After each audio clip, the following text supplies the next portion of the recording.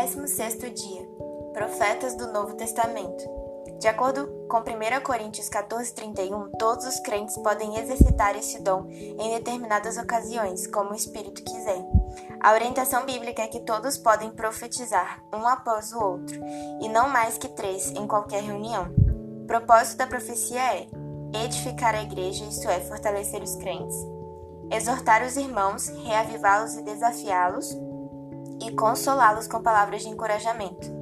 Frequentemente, as profecias incluem esses 3 elementos.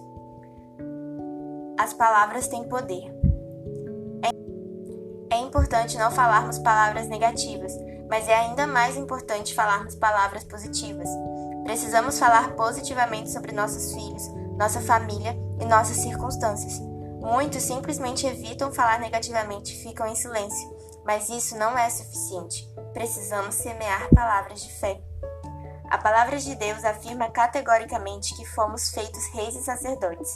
Eclesiastes diz que onde há a palavra do rei, ali há poder, mas a palavra do sacerdote também tem poder.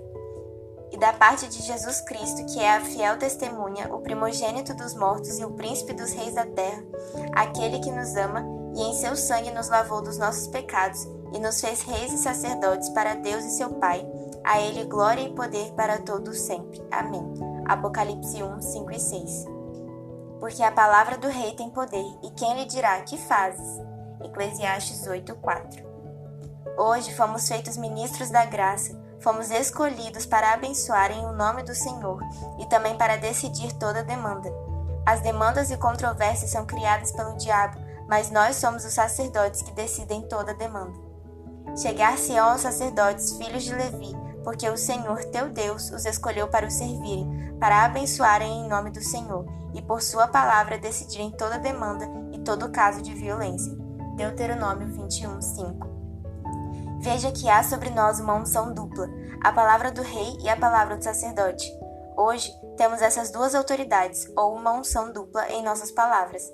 A palavra do rei tem poder, e a palavra do sacerdote é liberada para abençoar e decidir toda demanda.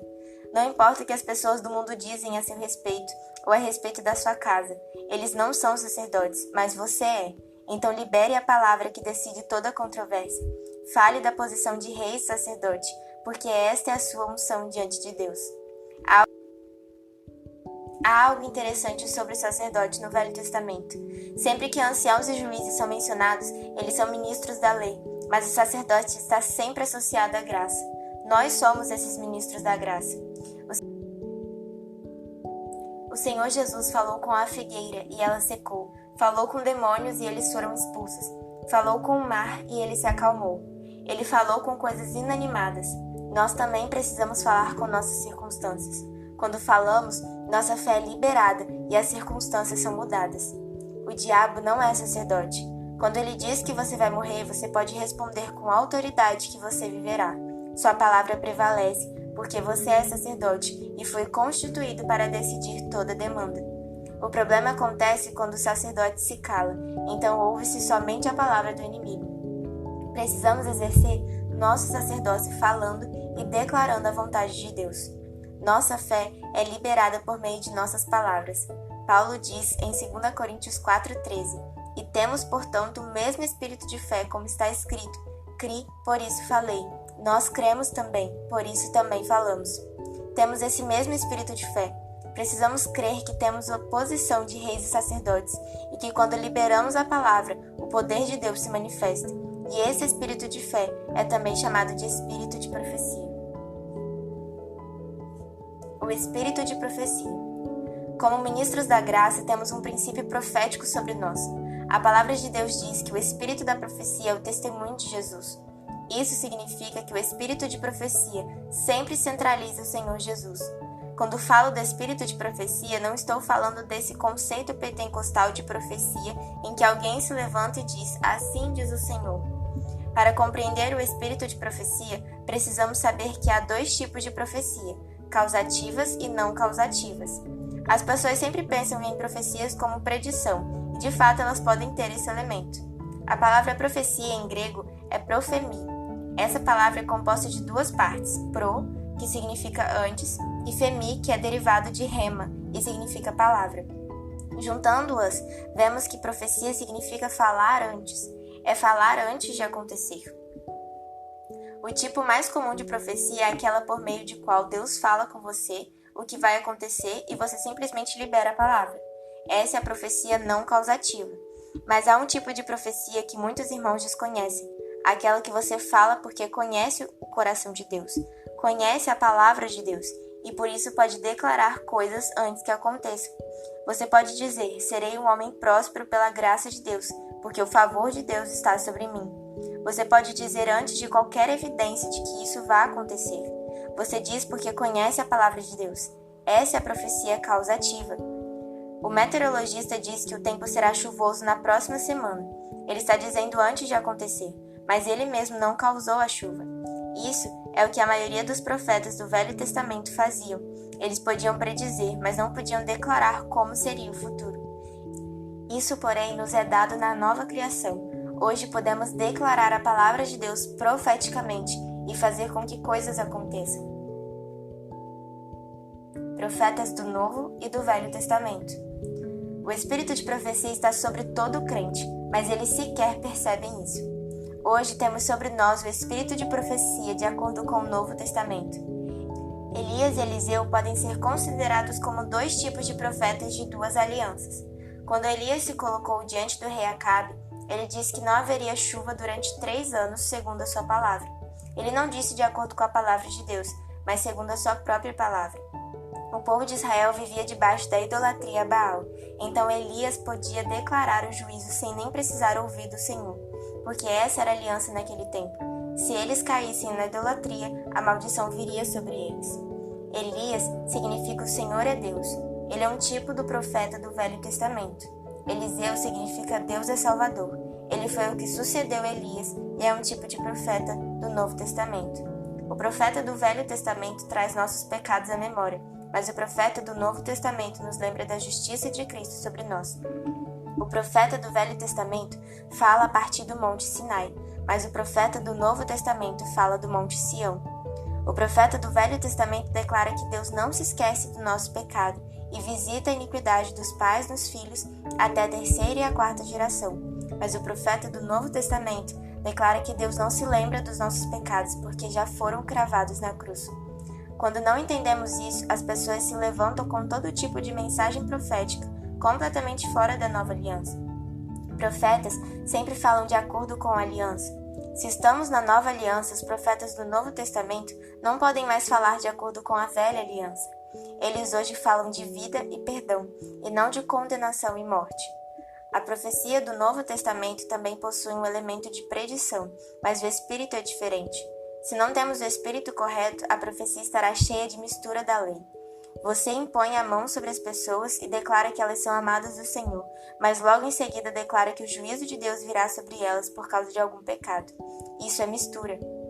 João Batista veio no espírito e poder de Elias, e o Senhor Jesus disse que o menor no reino hoje é maior do que João Batista. Ou seja, o menor hoje é maior do que todos os profetas do Velho Testamento. O Senhor Jesus disse que João Batista foi o maior dos profetas, maior até que Elias, porque ele apontou diretamente para o Senhor.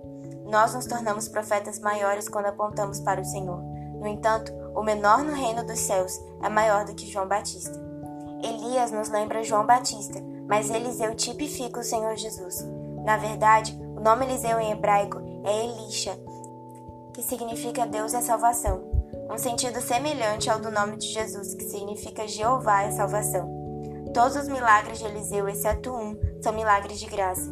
Também todos os milagres do Senhor são de graça, exceto a maldição da figueira.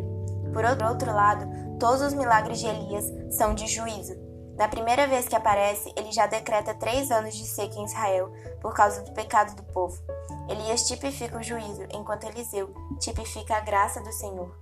Assim como João Batista precedeu o Senhor, Elias veio antes de Eliseu. Elias viveu uma vida de ascetismo, isolado no deserto, vestido de pelos de camelo e com os cabelos longos. Eliseu, ao contrário, era um profeta acessível.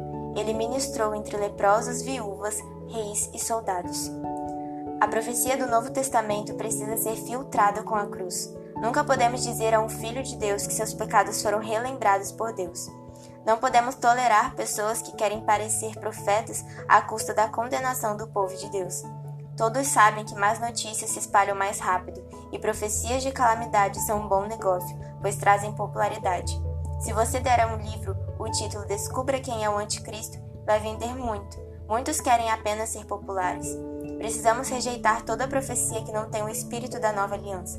Muitos assim chamados profetas só declaram morte e condenação, mas o Senhor está levantando uma nova geração que vai profetizar de acordo com a verdade atual da nova aliança. No Velho Testamento, todos os profetas que profetizavam coisas boas eram falsos profetas, pela simples razão de que não havia o cumprimento da aliança entre o povo. O Senhor ainda não havia morrido pelos pecados, então a condenação estava sobre eles. Por isso, no Antigo Testamento, a profecia era negativa, mas agora é positiva.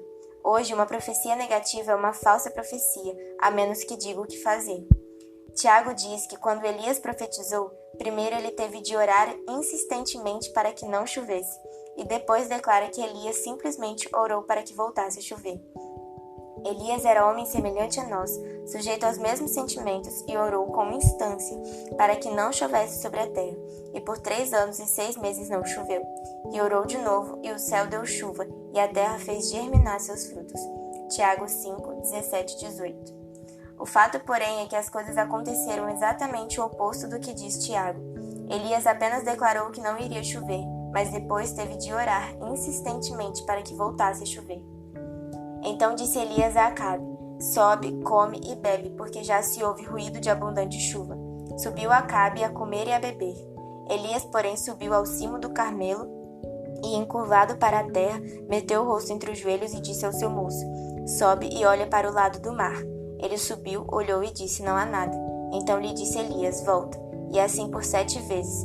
A 7ª vez disse: eis que se levanta do mar uma nuvem pequena como a palma da mão do homem. Então disse ele: sobe e dize a Acabe: aparelha o teu carro e desce, para que a chuva não te detenha. Dentro em pouco os céus se enegreceram com nuvens e ventos, e caiu grande chuva. Acabe subiu ao carro e foi para Jezreel. 1 Reis 18, do 41 ao 45. Como explicar isso? A maneira como Deus vê é diferente de como vemos. Para Deus, a declaração de Elias de que não iria chover foi uma oração intensa. Para nós, nem mesmo se parece com uma oração, mas para Deus é algo poderoso. Elias declarou que não iria chover porque conhecia a condenação de Deus sobre a idolatria do povo. Ele apenas declarou o que Deuteronômio 28, 24 já havia dito. Segundo Tiago, a oração de Elias foi uma oração intensa, mas ele apenas orou de acordo com a aliança. Nesse mesmo princípio, hoje, quando declaramos a verdade da nova aliança, o Senhor vem para confirmar a nossa palavra. Entretanto, depois da grande vitória sobre o Monte Carmelo, quando os profetas de Baal foram derrotados, Elias teve de orar insistentemente para que chovesse. Por que precisou ser assim? Porque somos propensos a acreditar mais na maldição do que na bênção. Elias precisou orar para crer que a bênção realmente viria. Essa é a razão porque ele é um tipo de profeta do Velho Testamento. Ele não estava persuadindo a Deus, mas convencendo a si mesmo a crer na bênção. No entanto, para o profeta da nova aliança hoje, a bênção é um caminho natural. Quando Naamã veio para receber oração, Eliseu simplesmente mandou que ele se lavasse 7 vezes no rio Jordão.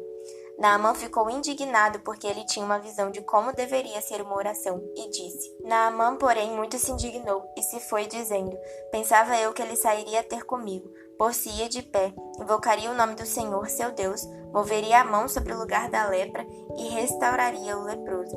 2 Reis 5, 11. Ainda hoje, as pessoas que vêm receber oração têm a mentalidade de Naamã, e até mesmo aqueles que vão orar caem no erro de fazer uma oração para agradar a pessoa. A oração poderosa aos olhos de Deus é aquela que está em linha com a aliança.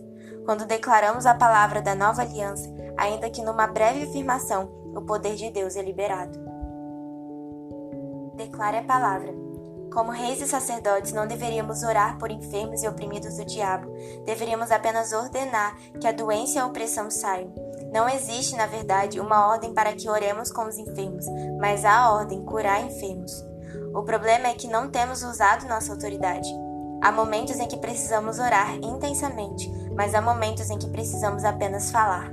Quando Moisés estava diante do Mar Vermelho, o Senhor lhe disse: por que clamas a mim? Dize aos filhos de Israel que marchem, e tu, levanta o teu bordão, estende a mão sobre o mar e divide-o, para que os filhos de Israel passem pelo meio do mar em seco.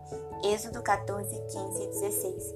O bordão simboliza a autoridade. Quando o policial está vestido com seu uniforme, ele pode parar um caminhão em sua frente, não porque ele é grande, mas por causa do poder da sua autoridade. O caminhão tem poder, mas o policial tem autoridade.